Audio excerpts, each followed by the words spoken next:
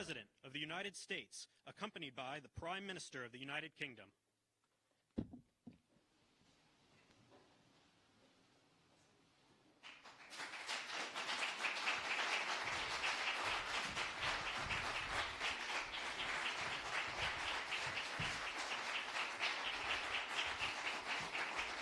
Thank you very much. Thank you very much. Great honor. Today it's my privilege to welcome the Prime Minister of a very special place, the United Kingdom, to the White House. Prime Minister Starmer, you've been terrific in our discussions. You're a very tough negotiator, however. I'm not sure I like that, but that's okay.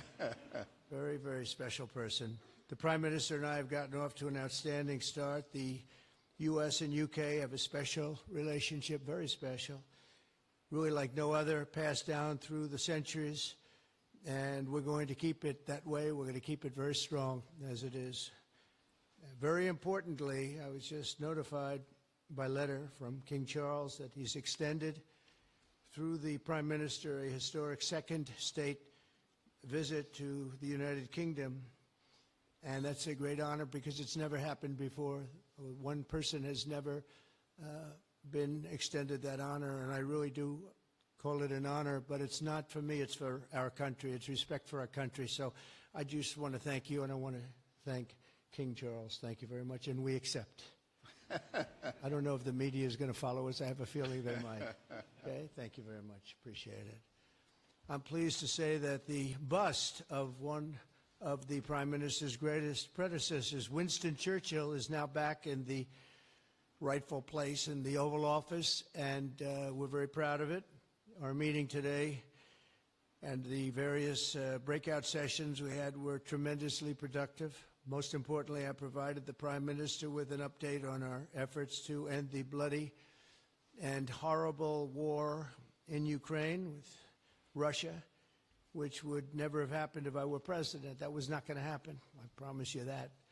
After 3 years of hellacious conflict, approximately 1 million Ukrainians and Russians have been senselessly killed, but the number, I believe, is much higher than that. Countless schools, hospitals, towns, and beautiful ancient churches have been absolutely obliterated. To begin the process of ending this spiral of death, I had historic back-to-back calls with President Putin, very successful calls, I might add, and President Zelensky, and my team also spoke with the Secretary General of NATO on numerous occasions, and we're working very hard to get that war brought to an end. I think we've made a lot of progress, and I think it's moving along pretty rapidly. And I want to thank all of the people that are here that have been working on it. And we'll let you know what happens. It'll either be fairly soon. In addition, this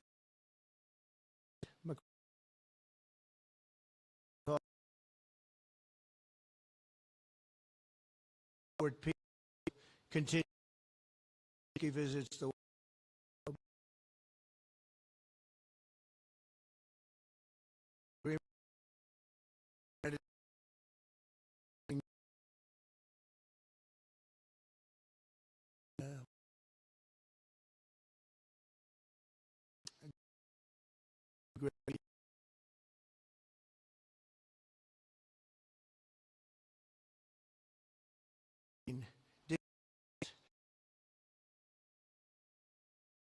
big win, but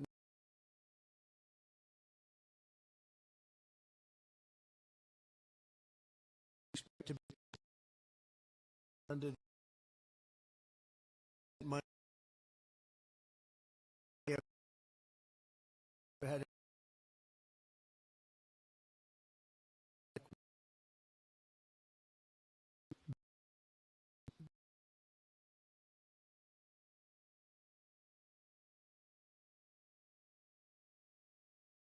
for Ukraine and very good for us. The American taxpayers will now effectively be reimbursed for the money and hundreds of billions of dollars poured into Ukraine, defend itself with itself.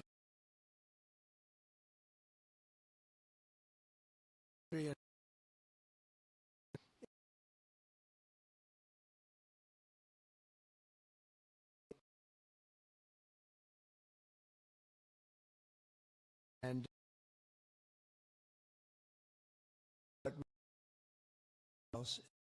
the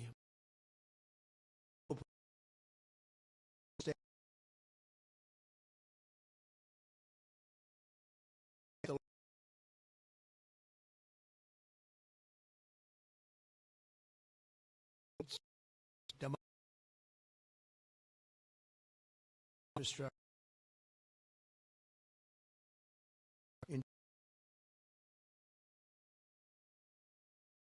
toward peace than years in the other administration where they did nothing toward peace. They didn't understand what was happening.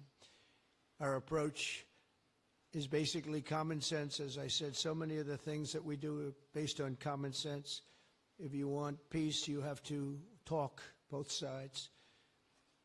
As I discussed,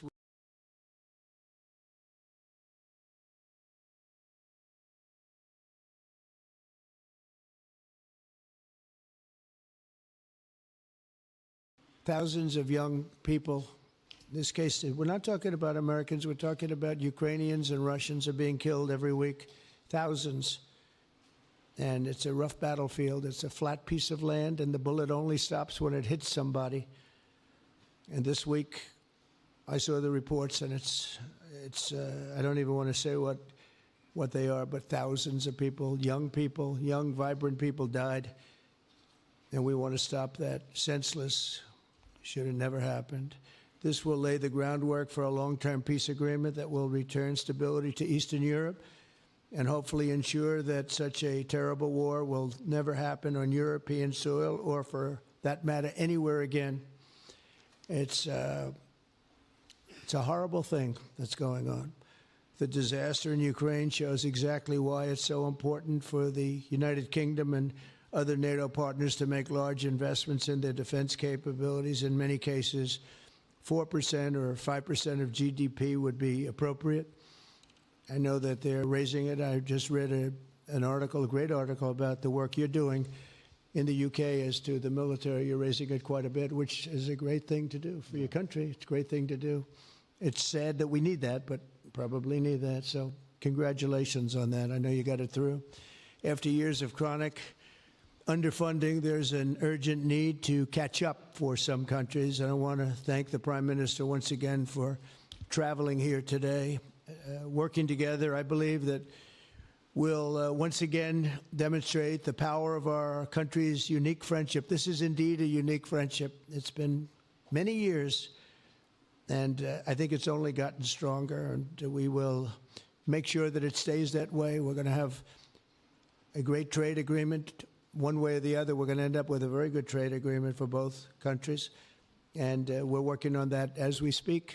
I think we'll have the confines. I think we'll have something maybe even in terms of possibilities agreed to very shortly. JD's working on it, Vice President, and Scott, and I'm just looking at this all from Mike. You're going to work on it. Everyone's going to work on it. We'll see if we can do something pretty quickly, but we're going to make some great trade agreements with the UK and with the Prime Minister, and it'll happen very quickly. So I just want to thank you again, and please thank King Charles for the invite, and I look forward to you giving our acceptance on behalf of the United States of America. Thank you very much, sir.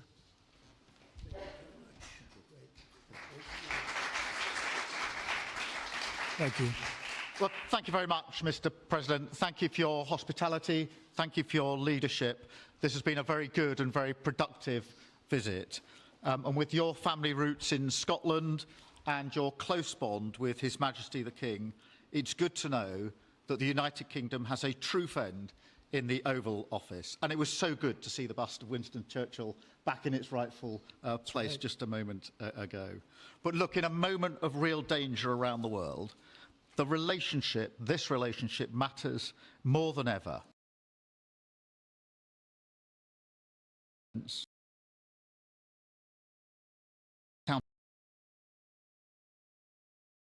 Rise. Our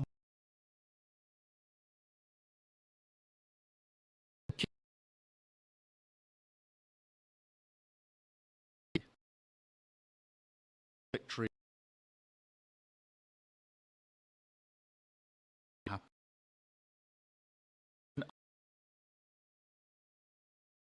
side during it.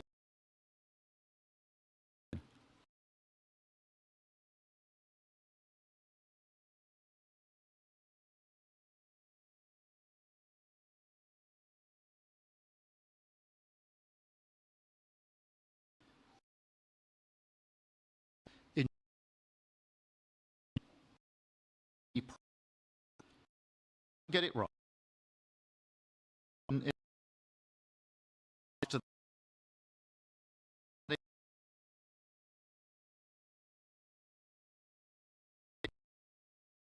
Can't be aggressive. Encourage Iran. Agree.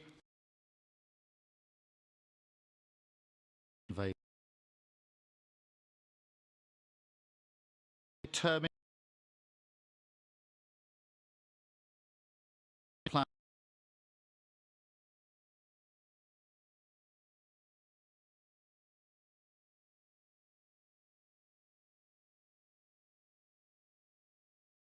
European leaders.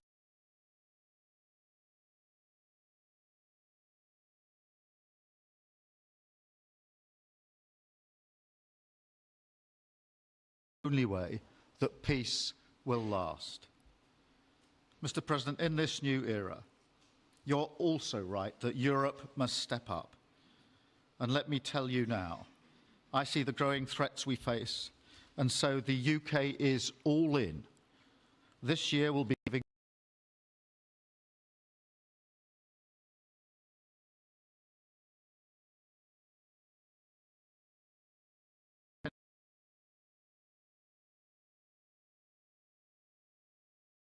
in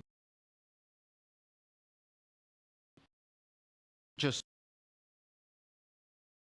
the Atlantic all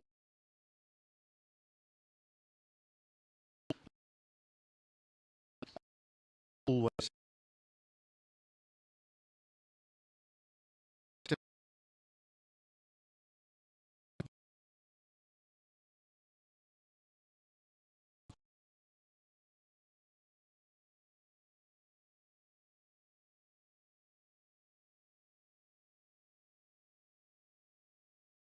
of and deserve to see their lives improve. So we're both in a hurry to get things done, and that's what the UK and US do when we work together. We win and we get things done. So we'll do what it takes to keep our people safe. We'll also work together to deliver some big economic wins that can benefit us both. We have a $1.5 trillion invested in each other's economies, creating over 2.5 million jobs across both economies. Our trading relationship is not just strong, it's fair, balanced and reciprocal. We're leaders together in so many areas, ranked 1 and 2 in the world as investment destinations, 1 and 2 for universities, 1 and 2 for Nobel Prizes, 1 and 2 in golf as well, by the way. And we're the only 2 Western countries with trillion-dollar tech sectors, leaders in AI. And look, we take a similar approach on this issue. Instead of over-regulating these new technologies, we're seizing the opportunities that they offer. So we've decided today to go further, to begin work on a new economic deal with advanced technology at its core. Look, our 2 nations together shaped the great technological innovations of the last century. We have a chance now to do the same for the 21st century. I mean, artificial intelligence could cure cancer. That could be a moonshot for our age. And that's how we'll keep delivering for our people. There are so many opportunities. Keep our nation strong and fulfill the promise of greatness that has always defined this relationship. Finally, to underline the importance of this bond. It was my privilege and honour to bring a letter with me today from His Majesty the King, not only sending his best wishes, but also inviting the President and the First Lady to make a state visit to the United Kingdom, an unprecedented second state visit. This has never happened before. It's so incredible, it will be historic. And I'm delighted that I can go back to His Majesty the King and tell him that President Trump has accepted the invitation. So thank you. Our teams will now work together to set a date, and we look forward to welcome you in the United Kingdom. Thank you once again. Thank you very much. What a beautiful accent. I would have been president 20 years ago if I had that accent. Thank you very much. Okay, let's see here. Go ahead, please. Thank you, Mr. President. Earlier today, you told me that you believe that foreign countries pay tariffs, but Americans who are concerned about higher prices believe, as most people do, that they're paid by consumers and importers when they import things into this country. Can you explain how you came to this belief that foreign governments are paying tariffs? And for the Prime Minister, did you discuss with President Trump his repeated statements of desire to annex Canada? And has the King expressed any concern over the President's apparent desire to remove one of his realms from his control? So I'll go ahead. The first part, the tariffs are necessary because we've been treated very fairly by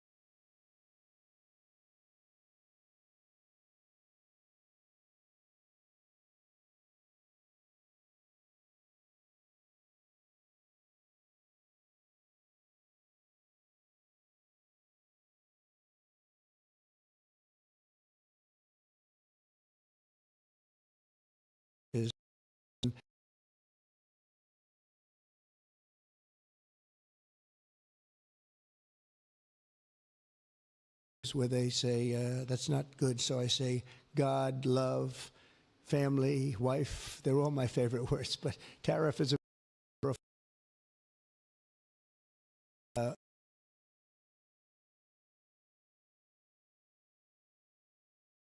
world because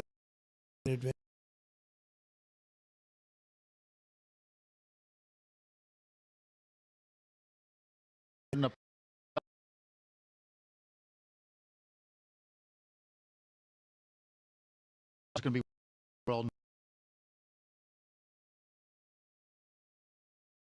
find a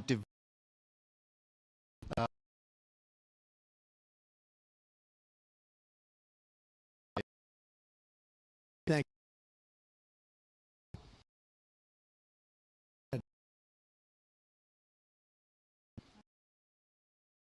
Mr. Clark,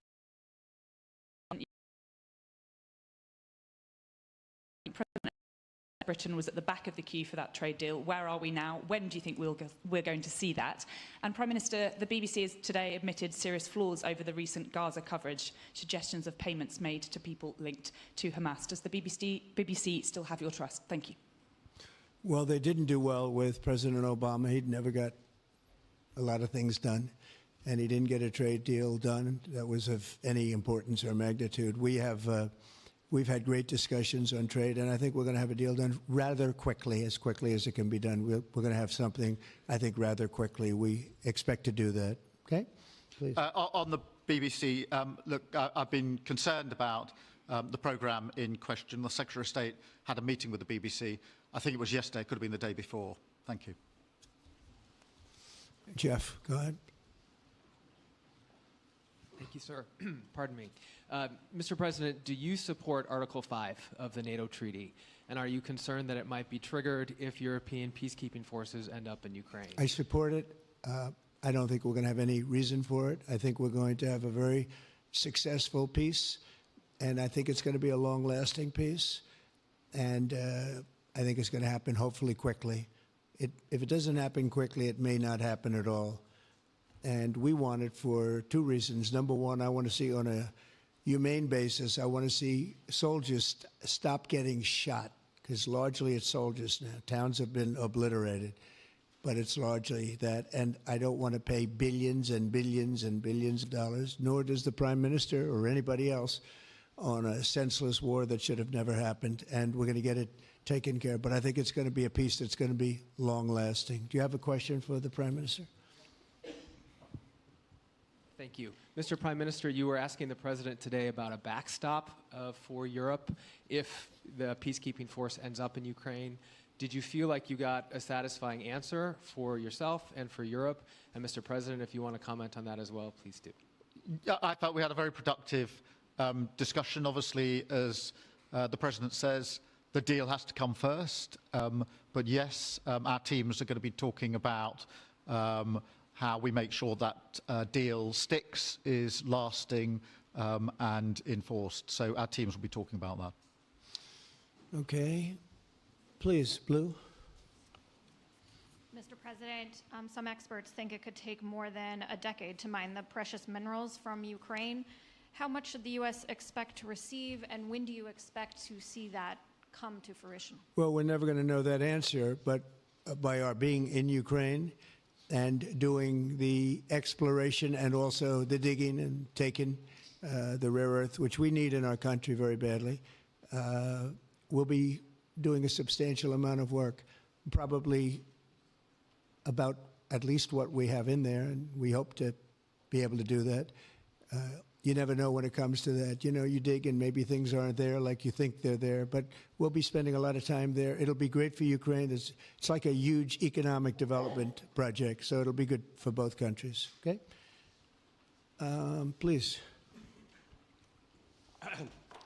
Prime Minister, excuse me, Prime Minister, you've talked about putting British soldiers' boots on the ground in Ukraine in the event that President Trump succeeds with his peace deal.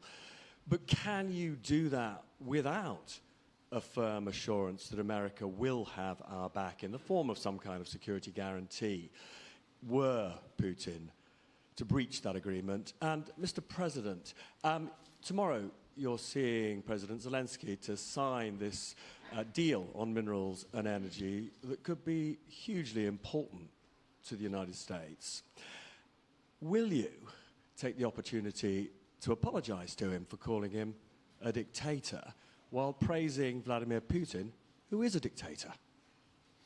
Well, Robert, let me start by saying I've been really clear today and previously that I think that European countries, including in our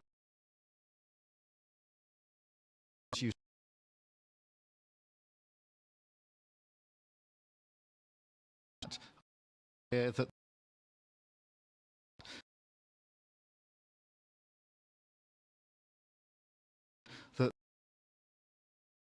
the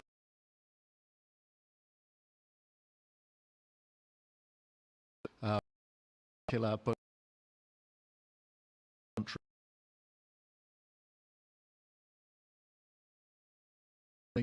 that always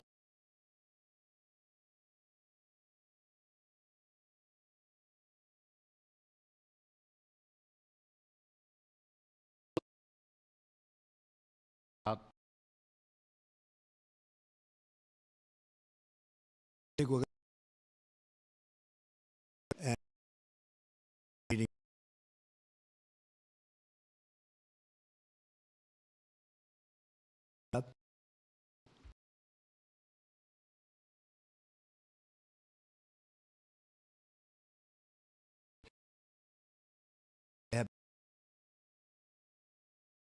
please.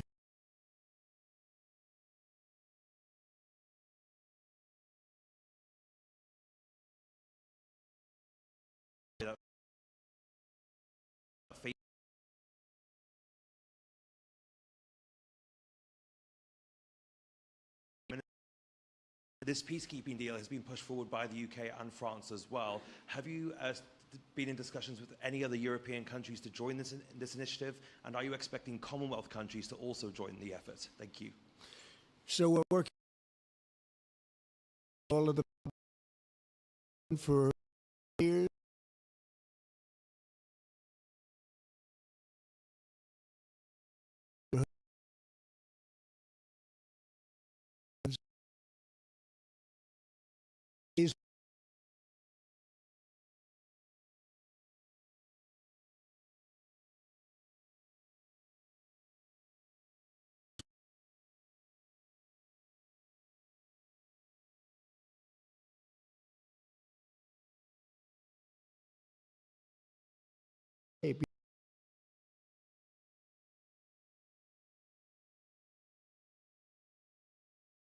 It's a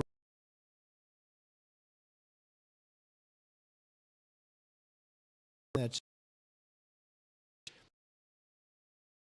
the Middle East, and we have some pretty good talks going on concerning lots of other people that are going to make it better. So we'll see what happens. Nobody really knows, but we'll see what happens. But I think we've had a very positive impact. Prime Minister? Yeah, on the question of the European countries, yes, I've spoken to a number of countries, particularly in the last few weeks. We had a meeting in Paris last week. I've got a meeting on Sunday with 18 countries to further our discussions. Obviously, we've been talking quite intensely to our French colleagues and to NATO, but to other countries as well, because, as I say, I think it's important for European countries, including the United Kingdom, to step up and do more in the defence and security of Europe and our continent and the United Kingdom, and we'll do so. Well, we're talking to a number of other countries. Thank you. Yes, in the red, please.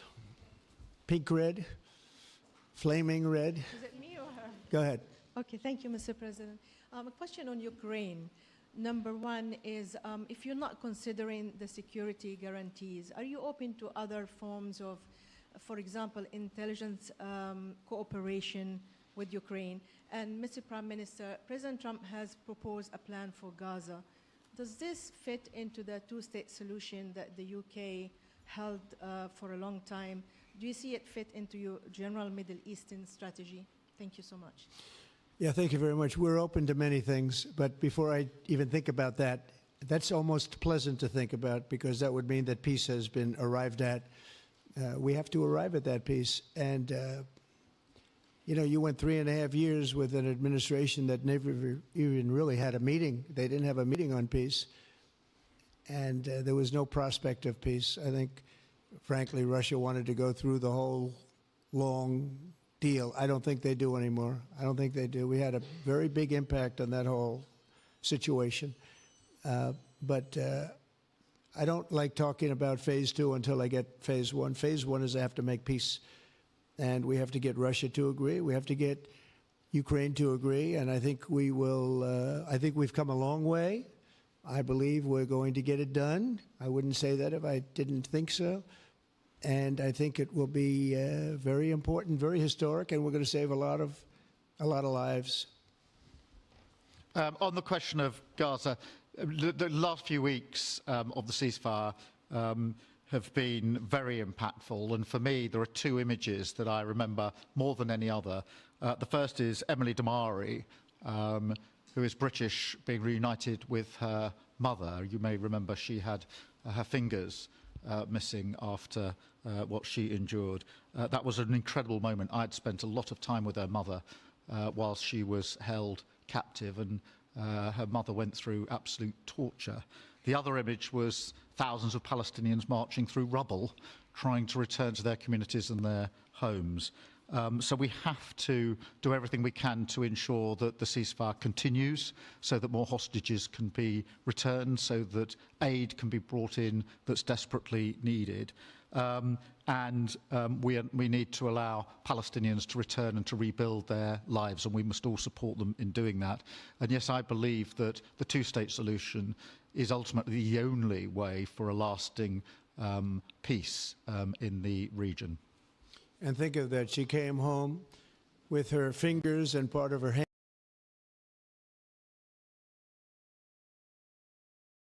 There's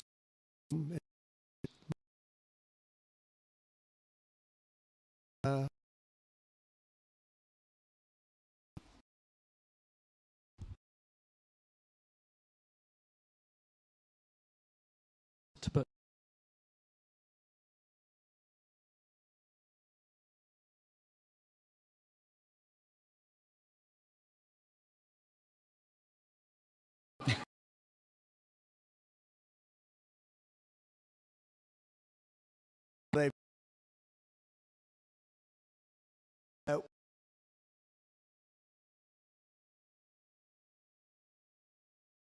we could great deal.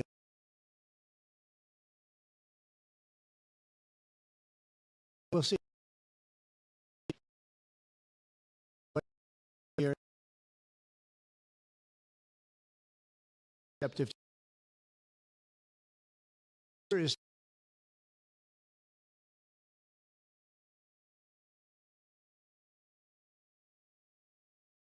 and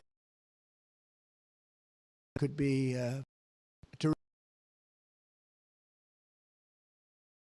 On the I think my views on Putin are pretty well rehearsed and pretty well known, and my concern that there is a deal, that it must be a large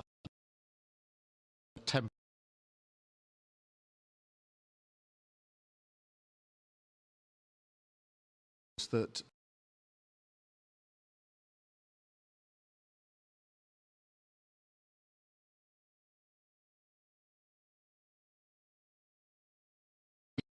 go have the war with a